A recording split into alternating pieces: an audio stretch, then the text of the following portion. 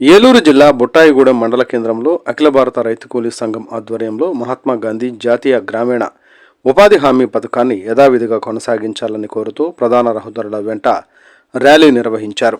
ఈ సందర్భంగా నాయకులు కారం రాఘవ, తగరం బాబురావులు మాట్లాడుతూ ఉపాధి హామీ చట్టాన్ని రద్దు చేసి కొత్త చట్టాన్ని తేవాలనే కేంద్ర ప్రభుత్వం పార్లమెంటులో బిల్లు ప్రవేశపెట్టిందని, ఈ నిర్ణయాన్ని విరమించుకోవాలని అన్నారు. ఉపాధి నిధులకు 100% కేంద్ర ప్రభుత్వం విడుదల చేయాలని అన్నారు. అనంతరం తహసీల్దార్ కార్యాలయం వద్ద డిటి పాయం రమేష్కు వినతిపత్రం అందజేశారు.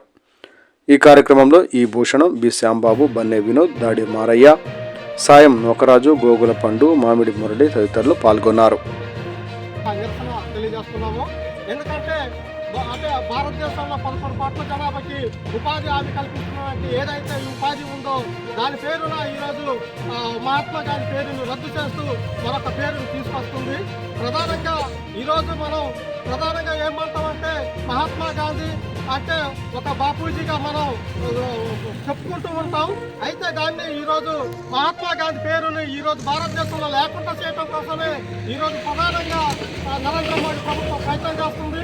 ఎందుకంటే కేంద్ర ప్రభుత్వం తీసుకొచ్చినటువంటి ఈ చట్టాన్ని ఈరోజు రద్దు చేస్తూ మరొక కొత్త తీసుకురావడం అంటే ఈ గ్రామీణ ప్రాంతంలో ఉండేటువంటి ఏదైతే జాతీయ ఉపాధి పని ఉందో దాన్ని ఈరోజు రద్దు చేస్తూ ఈరోజు రాష్ట్రం కూడా దాన్ని కల్పితం చేస్తుంది.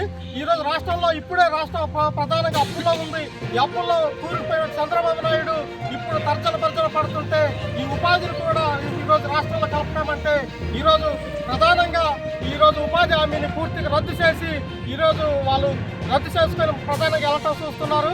కాబట్టి ఈరోజు మేము అఖిల భారత రైతు సంఘంగా దీన్ని తీవ్రంగా వ్యతిరేకిస్తున్నాం. బీజేపీ ప్రభుత్వం 3 దఫాలుగా భారతదేశంలో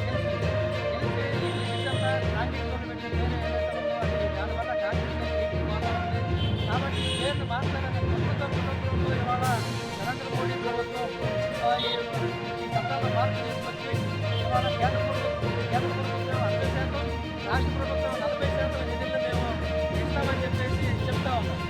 ఏ పేరైనా పెట్టుకోండి, మాకు అభ్యంతరం లేదు. కానీ భారతదేశంలో గ్రామాల్లో ఉన్నటువంటి పేదలు ఎవరైతే ఉన్నారో, కూలి లేక పరిస్థితుల్లో పేదలు ఎవరైతే ఉన్నారో వాళ్ళ పొట్టనైతే మీరు కొట్టద్దు. 40% స్టేటు, 60% కేంద్రం కాదు. మొత్తం ఎదువరకు పూర్వం ఎలాగైతే ఉంది యూపీఏ ప్రభుత్వం జాతీయ హామీ పథకాన్ని పెట్టడానికి కరువు పని అంటారు, దీన్ని గ్రామీణ భాషలో కరువు పని అంటారు. కరువు పని పెట్టడానికి ఎవరైతే ఈ నిధులు కేటాయించారో కేంద్ర ప్రభుత్వం యథావిధంగా నిధులు కేటాయించాలి. రెండోది 200 పని దినాలు రోజుకి కేంద్ర ప్రభుత్వం 110 రోజులు 220 చెప్తాం. 125 రోజులుగా మా జిల్లాని ప్రభుత్వం రద్దు చేస్తా ఉన్నాం. రైతు కూలీలకు 200 రోజులు పని దినాన్ని పెంచాలి. ఆరంభంగా తారతమ్యం లేకుండా రోజు కూలి 600 అని చెప్పేసి మీ ప్రభుత్వం డిమాండ్ చేస్తూ ఉన్నాం. అట్లాగే అఖిల భారత రైతు కూలీ సంఘం పేదల పక్షాన, రైతుల పక్షాన, రైతు కూలీల పక్షాన నిత్యం పోరాడుతూనే ఉంటుంది. కాబట్టి 200 రోజులు పని దినాలు ఆడమగా తేడా లేకుండా 600 కూలి వేతనం ఇవ్వాలని చెప్పేసి ప్రభుత్వాన్ని డిమాండ్ చేస్తా ఉన్నాం.